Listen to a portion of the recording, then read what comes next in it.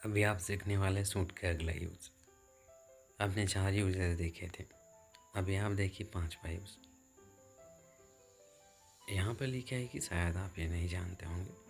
चलिए ये बातें क्या है यहाँ पर। We can use should instead of if in formal situations. कि हम इफ की जगह पर सूट के इस्तेमाल कर सकते हैं। क्या आपको ये बातें पता थी? Conditional sentences. कंडीशनल सेंटेंस किसे बोले जाते हैं? यहाँ पर देखिए 3 जो सेंटेंसेस दिया हुआ है इसे कंडीशनल सेंटेंस कह सकते हैं। और अगर आपको नहीं पता तो आप सीख जाएंगे। देखिए तो यहाँ पर हुआ क्या है कि इफ़ की जगह पर शुड का इस्तेमाल हुआ है। बस जहाँ पर शुड है वहाँ पर आप इफ़ का इस्तेमाल करें तो भी ठीक है, और चाहे आप यहाँ पर शुड का इस्तेमाल करें तो भी ठीक है।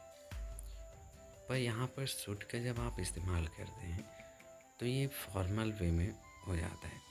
माने फॉर्मल वे किसे बोला जाता है? आपकी बात है जब आप अपने बड़ों से या फिर टीचर से, अधिकारियों से आप बात करते हैं, किस तरह से बात करते हैं? एक कहें तो आदर के साथ होता है। तो उसी तरह से ज़्यादा फॉर्मल वे हो जाता है जब आप सूट का इस्तेमाल करते हैं। बस अंतर इतना ही है, चाहे तो आप इफ का इस्तेमाल कर सकते हैं, पर जब आप ज़्यादा फॉर्मल वे में बात करना चाहते हैं तो सूट का इस्तेमाल कर सकते हैं। सूट का इस्तेमाल यहाँ पर किया गया है तो आप सूट का इस्तेमाल करेंगे। और कहीं पर भी इस तरह जब वाक्य में आपको मिलते हैं तो आपको समझ में आ जाना चाहिए कि कोई नया चीज़ नहीं है, बस इफ की जगह पर शुड का इस्तेमाल हुआ है। चलिए देखते हैं। Should you feel bored you can watch movies on my laptop. अगर आप ज़्यादा बोरियत फील करते हैं तो आप मेरे लैपटॉप पर मूवीज़ देख सकते हैं। ओके, ये थोड़ा सा आप कहें तो आदर के साथ बोलते हैं, बस इतना ही है, फॉर्मल वे में बोलते हैं। दूसरा देखिए, चाहे तो हम यहाँ पर इफ़ का भी इस्तेमाल कर सकते हैं। इफ़ यू फील बोर्ड ऐसा भी आप कह सकते हैं। दूसरा देखिए, should we not reach the office in time. अगर हम समय पर ऑफिस नहीं पहुँचते हैं, we are in big trouble, तो हम बड़ी मुसीबत में पड़ जाएंगे। Should we not reach the office in time, इसी को आप कह सकते हैं if you not reach the office in time. Okay, तो बस इतना ही हुआ है। शुड की जगह पर इफ़ की जगह पर शुड के इस्तेमाल हुए हैं, कोई नया चीज़ नहीं है।